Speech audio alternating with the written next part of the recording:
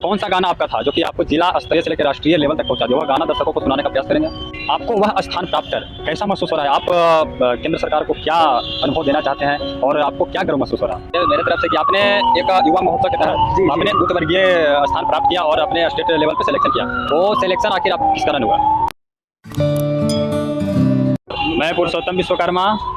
अभी हम पधार चुके हैं औरंगाबाद जिले के रमेश चौक के पास और हमारे पास गायक राघवेंद्र जी उपस्थित हैं। आइए हम जानते हैं। सबसे पहले आपका परिवर्तन तक न्यूज में स्वागत है। बिहार न्यूज में भी आपका बहुत धन्यवाद। जितने भी हमारे परिवर्तन न्यूज और बिहार न्यूज के जितने भी हमारे दर्शक लोग हैं, मैं चाहूँगा कि हमारे दोनों भाई को सपोर्ट कीजिए और बिहार न्यूज और परिवर्तन न्यूज को आप लोग जितने भी हैं सारे लोग को मैं दिल से धन्यवाद देना चाहता हूँ कि छोटे से कलाकार को आप लोग यहाँ इंटरव्यू लेने के लिए आप लोग यहाँ पे आए हुए हैं। सबसे पहला आपका सवाल था मेरे तरफ से कि आपने एक युवा महोत्सव के तहत आपने उच्च वर्गीय स्थान प्राप्त किया और अपने स्टेट लेवल पे सिलेक्शन किया। वो सिलेक्शन आखिर आप किस कारण हुआ?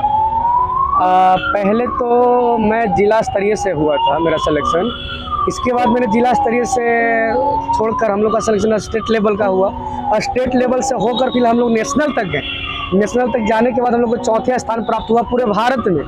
और मेरा बहुत ही चर्चित गाना हम लोग का चल था भिंजते आवे धनिया ये रामा, क्योंकि वो सुपर डुपर हिट रहा और बिना किसी का लिखा हुआ, बिना किसी का रिकॉर्डिंग और नहीं बिना किसी का गाया हुआ हम लोग का खुद कंपोज किया हुआ, क्योंकि 3 दिन के अंदर हम लोग गाना को कंपोज किए थे। थोड़ा सा ये गाना दर्शकों को सुना दीजिए। वह कौन सा गाना आपका था जो कि आपको जिला स्तरीय से लेकर राष्ट्रीय लेवल तक पहुंचा दिया? वह गाना दर्शकों को सुनाने का प्रयास करेंगे।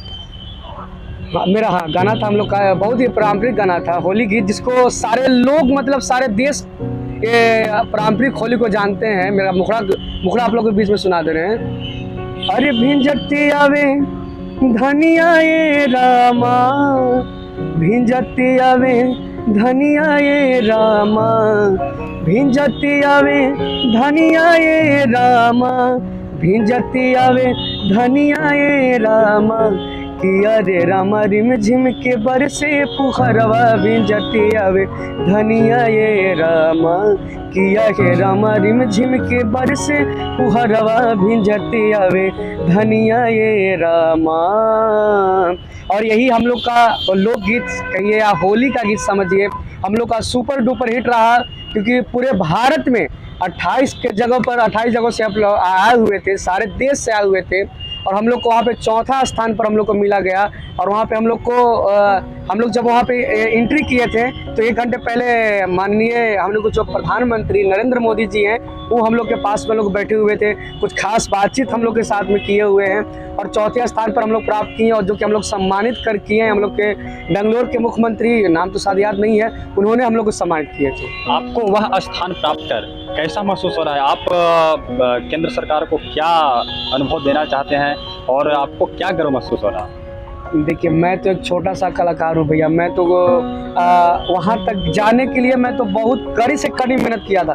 17 साल से मैं म्यूजिक इंडस्ट्री में हूँ। मेरा BHU फाइनल BMU से हुआ है, काशी हिंदू विश्वविद्यालय से। इलाहाबाद यूनिवर्सिटी से मेरा हुआ है MA फाइनल। मैं चाहता था कि मैं उस दौर पर कब तक जाऊँ, कब मैं वहाँ से लड़ूँ, और भगवान का था कि मैं वहाँ तक गया।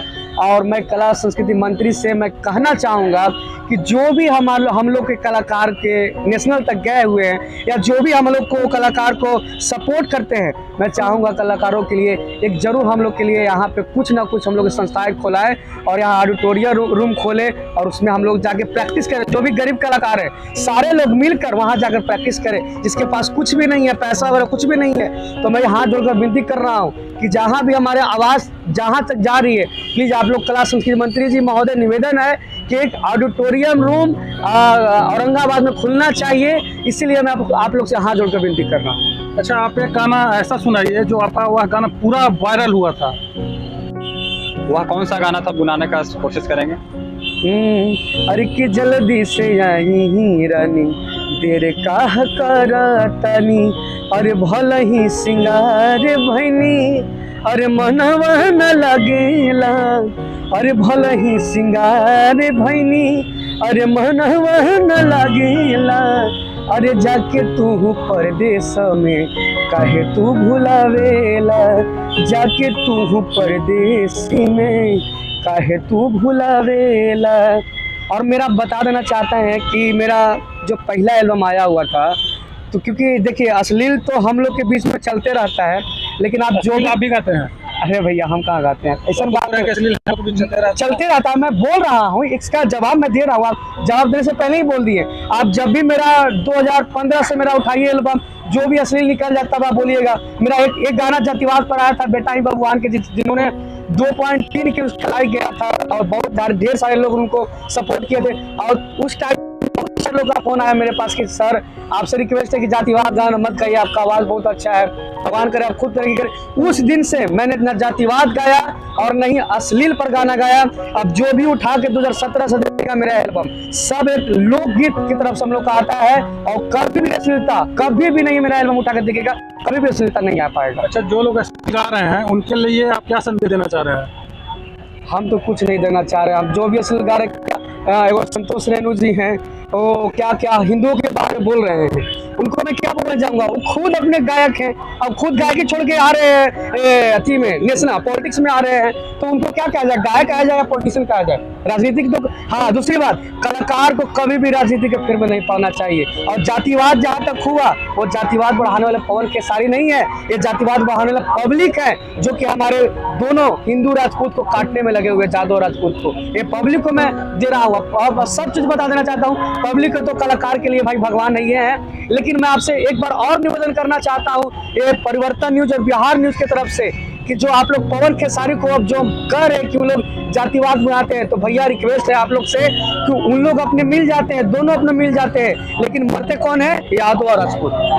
ये समझ जाइए। तो आपने इस कलाकारी लाइन को क्यों चुना और इसके अलावा पहले क्या करते थे? देखिए पहले तो हम तो मैट्रिक पास है नहीं, कलाकारी तो हमारे खून में रहे, लेकिन हमारे बाबूजी तबला बजाते थे और कुछ गुनगुनाते थे। मेरी माँ भी बहुत अच्छा सिंगर है, गाती भी है, और मेरी माँ ही मुझे सिखाई, मैं खुद नहीं सीखा, मेरी माँ ही मुझे सिखाई। कला में छोटा बच्चा था, सबसे पहले टाउन हॉल में हम लोग गए थे, तो मेरी माँ स्टेज पर बैठ के हमको हारमोनियम बजा के और गाना गाकर हम लोग परफॉर्मेंस करवाई थी। तो मैं अपने पूरा ये जितना मैं बढ़ रहा हूँ आगे, सब आशीर्वाद मेरे माँ बाप और गुरु जी का आशीर्वाद है। और सबसे बड़ा आशीर्वाद, और जो कि बढ़ाने में हम लोग कार्यकर्ता कर रहे हैं, हमारे आदरणीय नेशनल एंटी करप्शन के बड़े भाई बिहार प्रदेश प्रभारी आदरणीय आदित्य श्रीवास्तव जी ने हमको बहुत सपोर्ट कर रहे हैं और फुल सपोर्ट कर रहे हैं। और मैं इसी तरह चाहूँगा कि आदित्य श्रीवास्तव जी हमको एनी टाइम आप सपोर्ट करते रहे। आप इनके बारे में क्या कहना चाहेंगे आदित्य भैया? देखिए पहले तो धन्यवाद आपको। मैं बताना चाहूँगा कि राघवेंद्र को मैं सपोर्ट इसलिए कर रहा हूँ कि ऐसे प्रतिभाशाली व्यक्ति है राघवेंद्र कि आज के समय में जो प्रवेश में देखिएगा कि लोग तुरंत अपनी चंद लोकप्रियता हासिल करने के लिए किसी जाति विशेष पर गाना गाने लग रहे हैं या अश्लीलता की ओर अपनी रुख कर ले रहे हैं। लेकिन राघवेंद्र वो चीज़ है कि मैं कभी टीआरपी बटोरने के चक्कर में मैं अश्लीलता को अपना लूँ या किसी जातिवाद के विषय पर किसी जातिवाद को टारगेट करके मैं गाना गाऊँ, ये सबसे खूबी है राघवेंद्र में। इसलिए मैं राघवेंद्र को सपोर्ट कर रहा हूँ। अब मैं तमाम नागरिकों से, जिला के नागरिकों से मैं कहना चाहता हूँ, बुद्धिजीवियों से, कि ऐसे प्रतिभाशाली कलाकार को आगे बढ़ाने में, इसके मनोबल को ऊंचा करने में आप भरपूर सहयोग करें। और बता देना चाहते हैं कि हम लोग का अभी फिलहाल में गजना महोत्सव तो हम लोग परफॉर्मेंस नहीं किए थे, लेकिन बिहार सरकार की तरफ से यहाँ पे तो हम लोग को डीएम को कोई सुनता नहीं है, कलाकारों के आप तो नहीं सुनने वाला है भैया। मैं सच लिख कर बता दे रहा हूँ, मैं जितेंद्र राय से कला संगीत मंत्री से सम्मान पाया, प्रधानमंत्री नरेंद्र मोदी से सम्मान पाया, यहाँ तक कि उत्तर प्रदेश के माननीय मुख्यमंत्री आदित्यनाथ योगी जी सम्मान पाया, ये छोटे से शहर औरंगाबाद बिहार के लिए, लेकिन यहाँ कोई सपोर्ट करने वाला नहीं है। लेकिन एक ही सख्त व्यक्ति माननीय मुख्यमंत्री श्री नीतीश कुमार जी, प्रेमचंद रंगशाला, वही रंगशाला में जिन्होंने हम लोग 6 साल पहले प्रोग्राम किए थे। राघवेंद्र खुद ने किलकारी का पहला प्रोग्राम राघवेंद्र औरंगाबाद जिला से जाकर किया था, और आज तक हम लोग का नाम नहीं आया। हुजूर कितना दिन तक हम लोग को सताइएगा? आप लोग कभी भी नहीं सता रहे हैं, और कभी हम लोग को जब कर रहे हैं तो जहर के हम लोग को मौत दे रहे हैं कलाकारों को। कोरोना में मैंने देखा था कलाकारों को प्याज धोते हुए, मैंने देखा कलाकारों को, क्योंकि एक शब्द भी कलाकार को कोई सुनने वाला नहीं था, कोई करने वाला नहीं था। लेकिन एक मीडिया वाला मेरे पास आए, राज पाठक जी बुलेट न्यूज वाले आए थे, उन्होंने हम लोग को इंटरव्यू लिया और एक ही बात बोला था कि ये पहुंचेगा मीडिया के सामने, सारे मंत्रियों के सामने सुना, लेकिन वहां तक भी कुछ नहीं किया गया। तो कलाकारों से हाथ जोड़ के निवेदन है आपसे कि हर चीज दीजिए, जगह दीजिए, पैसा मत दीजिए। मैं पैसा नहीं मांग रहा हूं, लेकिन कलाकारों को एक सम्मान दीजिए, ताकि कलाकार जहां भी जाए सकता है अपना सर ऊंचा करके कहे कि हाँ मैं बिहार का हूँ और बिहार सरकार मुझे सम्मान देती है और जहाँ भी जाते हैं अपना गर्दा कबार के आते हैं। मैं ये चाहूँगा। और मैं तमाम बिहार वासियों से निवेदन करूंगा कि ऐसे कलाकारों को सपोर्ट करें और बिहार सरकार के कला मंत्री को भी मैं कहूंगा कि वे ऐसे कलाकार को सपोर्ट करें, क्योंकि बिहार में उनको सम्मान नहीं मिल पाती है और बिहार से अदर स्टेट में सम्मान मिल अदर पाती स्टेट में मिलती है, ये हमारे अदर स्टेट में लिए मिलती है। अदर स्टेट में चले जाइए, मैं बिहार का हूँ, बनारस में चले जाइए, आपको चेयर पर बैठाया जाएगा। मंत्री जी हैं तो मंत्री जी आगे बैठेंगे, कलाकार लोग सामने बैठेगा। बिहार में ही ऐसा है, पवन खेसारी को बुला लीजिए, डीएम के सामने बैठेगा। अरे पवन खेसारी नीचे से ऊपर गए हैं, हम लोग नहीं जा सकते, आप लोग सपोर्ट नहीं कर रहे हैं, कहां से हम लोग ऊपर जा सकते हैं। तो निवेदन है हुजूर कि आप लोग एक बार राघवेंद्र सिंह को आप लोग सपोर्ट कीजिए और मैं चाहूंगा कि विजय के झंडा हम लोग एक बार जरूर गाड़ेंगे। मैं आपको लिखित के साथ दे रहा हूं। और अब आदरणीय कला संस्कृति मंत्री जितेंद्र राज जी से निवेदन है कि एक बार अपने भवन के पास हम लोग को बुलाइए और प्रेमचंद रंगशाला, वहां पे तो कोई हम लोग को पैसा देने वाला नहीं है और नहीं प्रेमचंद रंगशाला में कोई पैसा लेता है और नहीं वहाँ पे जो ऑडिटोरियम रूम बना है वहाँ पे भी कोई पैसा उसका किराया से बिजली बिल का कोई भी नहीं लेता है, क्योंकि वो सरकारी भवन है, वो सिर्फ कलाकारों के लिए बनाया गया है। औरंगाबाद में चले जाइए, टाउन हॉल में 1 घंटे का 25,000 रुपया लेता है। कहाँ से कलाकार देगा?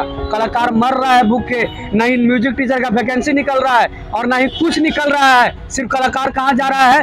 देव महोत्सव में करने हम लोग जाते हैं तो वहाँ पे राशि नगद आती है तो वहाँ पे चुप हो जाते हैं, मिलता ही नहीं है, क्या करा जाए। लेकिन हाँ, मनीष सर जो कि हमको बहुत सपोर्ट कर रहे हैं, उन्होंने हमको आज हम लोग को बुलाया और देव महोत्सव में हमको मौका दे रहे हैं 29 तारीख को, और दिल से धन्यवाद देते हैं हमारे मनीष सर को जो हमको इस लायक समझे और देव महोत्सव में हमको गाने का मौका दे रहे हैं। और मैं तमाम सरकार से भी निवेदन करूंगा, बिहार के कला संस्कृति मंत्री जी से, कि वैसे कलाकार को सपोर्ट करें। और वैसे गार्जियन को भी मैं कहूँगा कि जो अपने बच्चे के कलाकारी को पहचाने, किस क्षेत्र में जाना चाहते हैं, क्योंकि उन्होंने कहा कि मेरे मम्मी ने मेरे को आश्वासन दिया कलाकारी में बढ़े।